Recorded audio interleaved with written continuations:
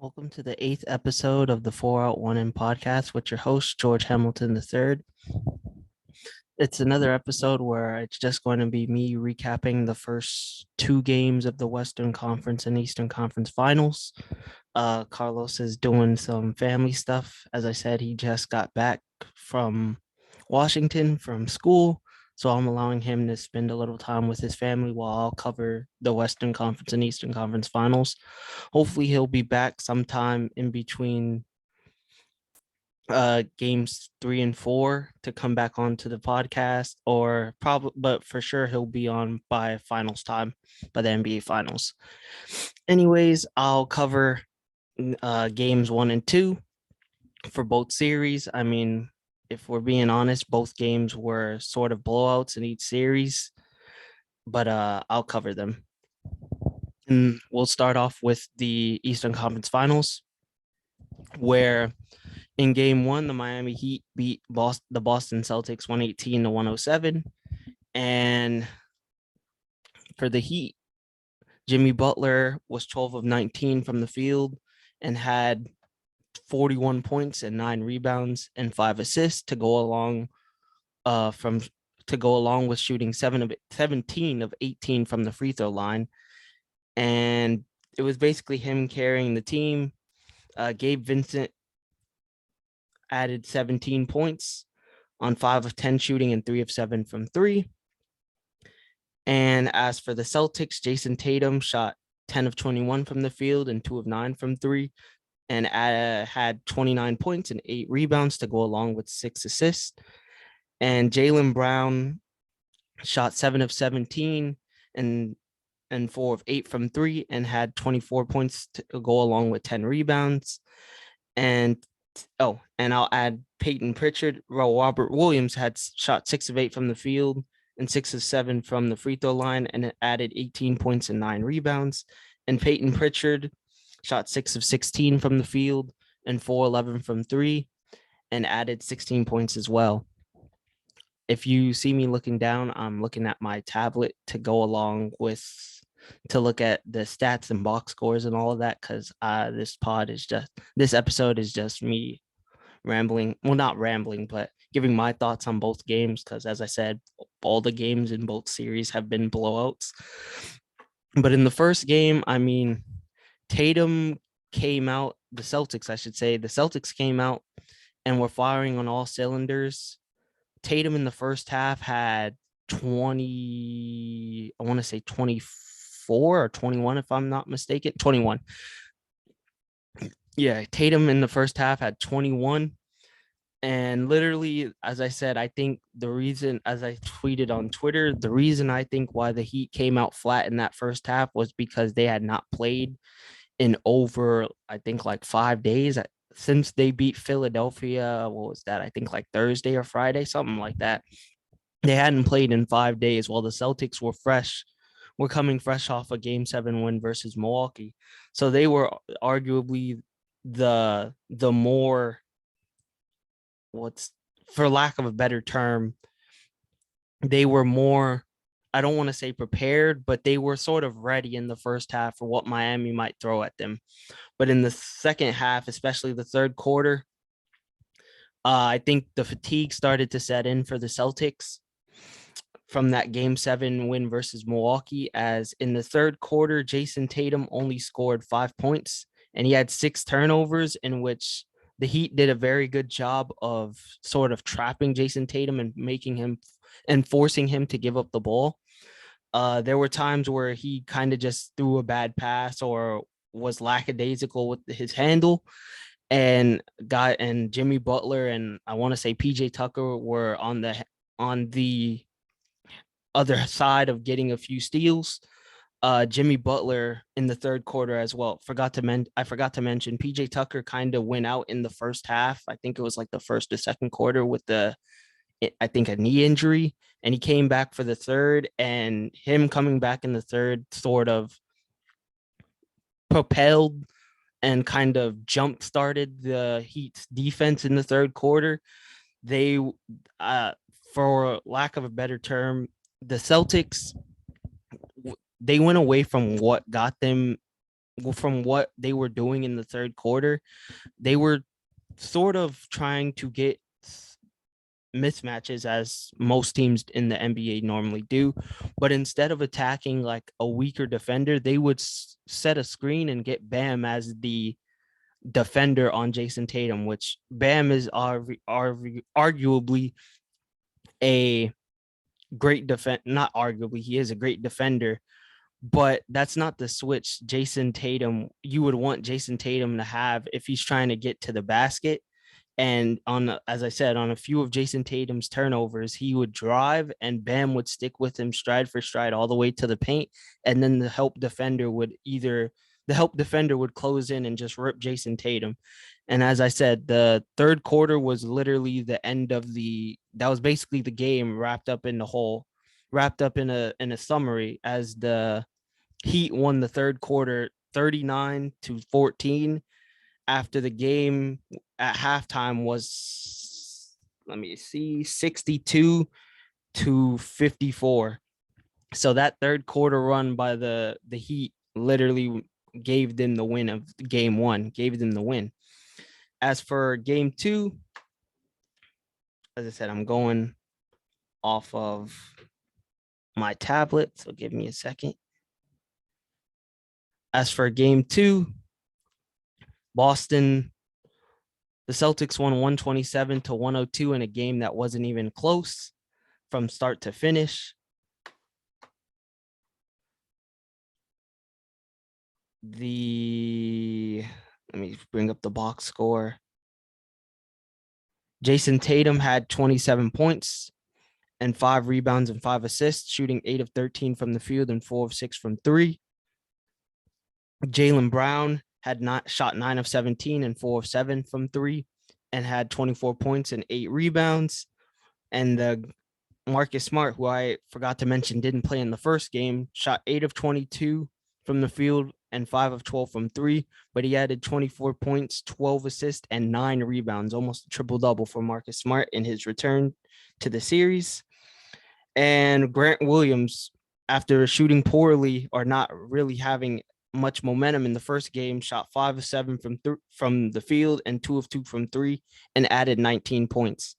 As for the Heat, it was Jimmy Butler, as I said, carrying the load again, shooting 11 of 18 from the field and 1 of 3 from 3 to go along with 29 points and 6 rebounds.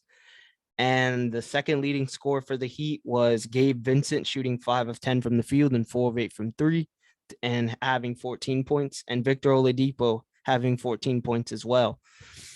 As I said, this game was literally dominated by the Celtics from start to finish. There's really much not to be said on this game because the Celtics were really shooting the lights out in the first half. I think from three, I think the Celtics shot, let me bring it up as it's loading. The Celtics shot 12 of 19 from 3, 63%, and shot 58% from the field as a whole compared to Miami's 31% from 3. As I said, the Celtics were sort of getting whatever they wanted inside and they were hitting their outside shots as opposed to what happened in game one.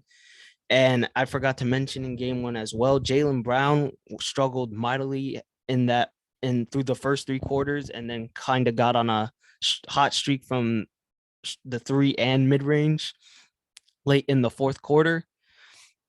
The Celtics could easily be up. Well, I mean, I'm going to talk about game 3 and 4 tomorrow after tonight's game 4, but the Celtics could easily be up 3-0 in this series.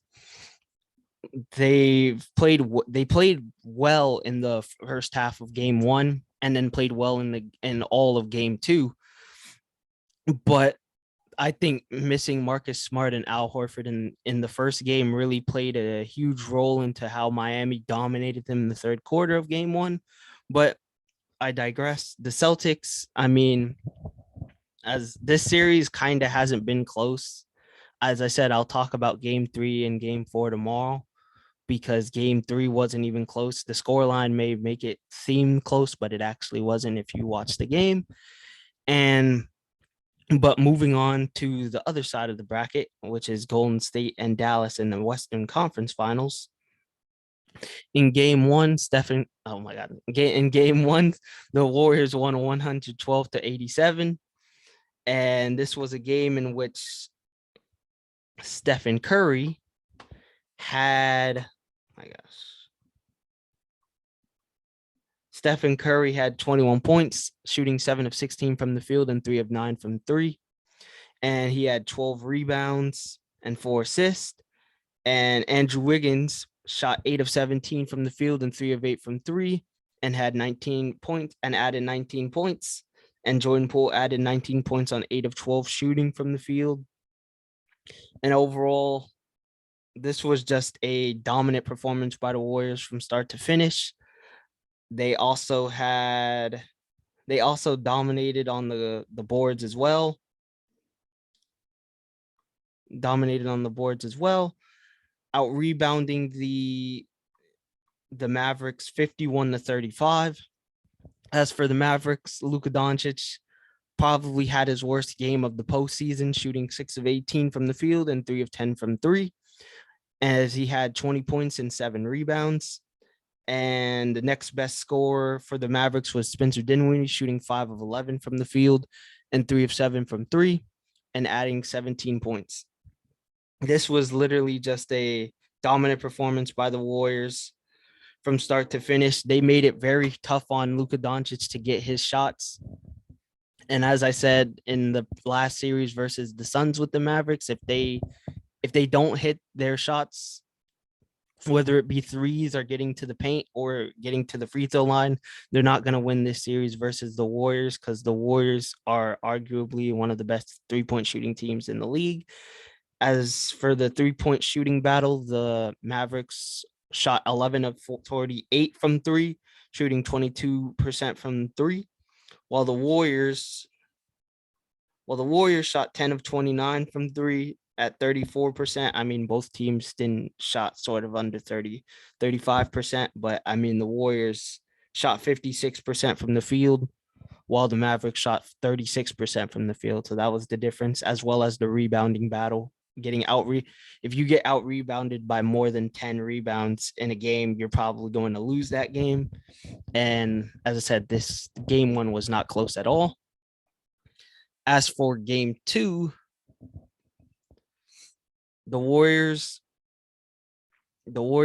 won game two 126 to 117, as they came back from down. I think the biggest lead was 20. The biggest lead was 19. Yeah, the biggest lead was 19. In terms of the box score, let me bring it up. As for the Warriors, Stephen Curry shot 11 of 21 and 6 of 10 from three, and had 32 points and 8 rebounds to go along with 5 assists. Kevon Looney in this game, which was the big story out of everyone, had 21 points and 12 rebounds, shooting 10 of 14 from the field. Wiggins had a sort of solid game, adding 16 points and 5 rebounds and 5 assists. He didn't shoot the ball well, but he shot 3 of 5 from three. And let me see. Jordan Poole had 23 points, shooting 7 of 10 from the field and 2 of 4 from three. And as for the Mavericks, let me see. Luka Doncic had 42 points, 8 assists and 5 rebounds, shooting 12 of 23 from the field and 5 of 10 from three. Jalen Brunson had 31 points, shooting 11 of 19 from the field and 5 of 7 from three, and added 7 rebounds and 5 assists. And as for this game, the Mavericks led through the first and second quarter, but they got away in the third quarter from doing what they did in the first half, because the Warriors went into a zone and it kind of confused them, as they weren't hitting any of their shots.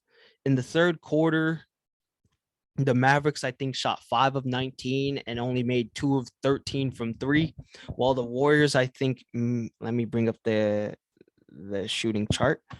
The Warriors, I think, shot like 13 of 17 or something like that in the third quarter.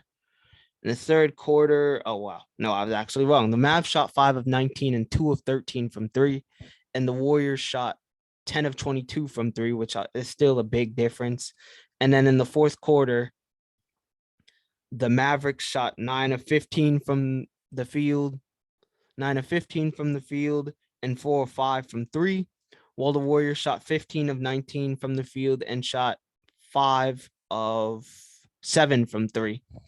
And as I said, the Warriors going into a zone in the third quarter made all of the difference in this game, as the Mavericks couldn't hit any of their shots, and they couldn't find their offense that they had in the first half because of the zone the Warriors played. And the Mavericks,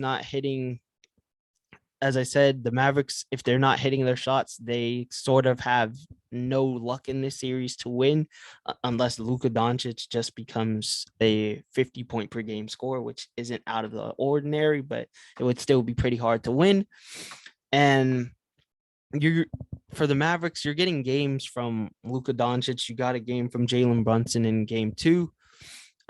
Also, Spencer Dinwiddie has played well this series, but as I said, in the Phoenix Sun series, you're going to need guys like Reggie Bullock and Maxi Kleber and sort of Davis Bertans to play well and shoot the ball at a very great rate in order to have a shot in this series. Like Maxi Kleber in game one had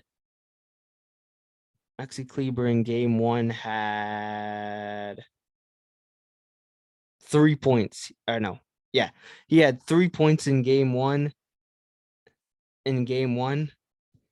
And they did get a game from Reggie Bullock in game two, as he had 21 points and shot 6 of 10 from three. But Maxi Kleber in game two also had 3 points. So if you're sort of seventh man off the bench, since Spencer Dinwiddie is sixth man, is only giving you 3 points off the bench. Not to mention Spencer Dinwiddie in game two also had 4 points. So both of them really struggled from the field in game two. If they're not providing you any offense on the floor, I mean, yes, Maxi Kleber is probably providing you some sort of defense, but if the Mavs have any shot in this series, they're going to need Maxi Kleber to sort of be a efficient shooter and shoot the ball well in order to have a chance in this series. As for the Warriors, I mean, we all saw this kind of coming. Once they got past Memphis, it was a matter of who were they going to play, either Dallas or Phoenix. I thought Phoenix would obviously get past Dallas and give them a matchup that pretty much all NBA fans wanted to see out of the Western Conference Finals.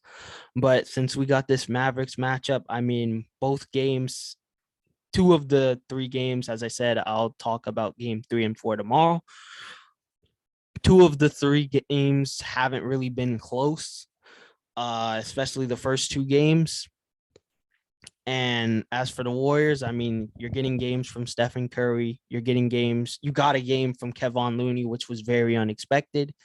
And I mean, Jordan Poole and Klay Thompson and Andrew Wiggins have all been adding at least 15 points per game, especially Andrew Wiggins having to be the primary defender on Luka Doncic and adding 15 points. I think his value has skyrocketed from what he was back when he was in Minnesota. And it just goes to show you that Andrew Wiggins being on a championship winning team shows the value he can provide, where he doesn't have to be the go-to option and he's surrounded by championship DNA. As for Stephen Curry, Stephen is just doing what he's been doing for the last, eight or so, not 9 or so years. Just scoring, shooting the ball well, and getting assists. The thing with the Warriors is you needed Andrew Wiggins to sort of take over the mantle of perimeter defense, Klay, since coming back from 2 season-ending injuries. I had a feeling he wasn't going to be the same defender that he once was. So with Andrew Wiggins coming into the fold, you needed him to take the primary perimeter defender role, which he's done at an excellent rate this season and in the postseason.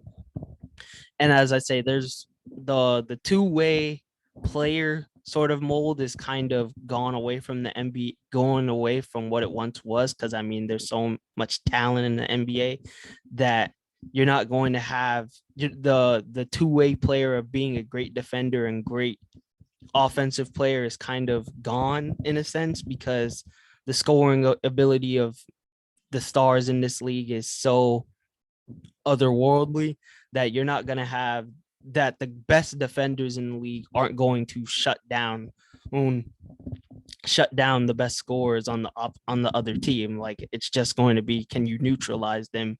And sort of, as Shaq put it in the pregame of game one, can you limit the other stars on the other team to under their averages?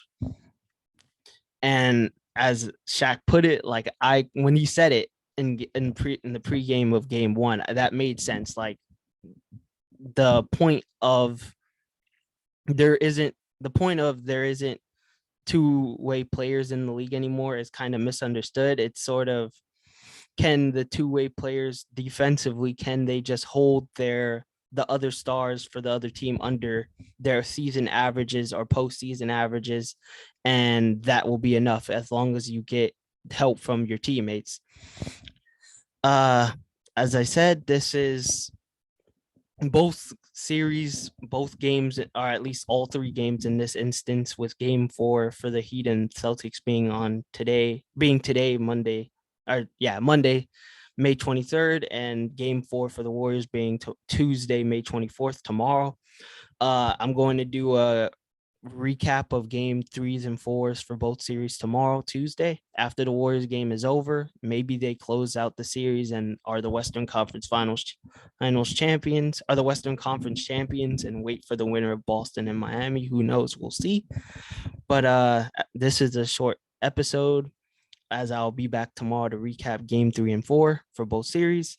This is George Hamilton III, and this is episode 8 of the 4 Out 1 In podcast, and I am signing off. Thank you.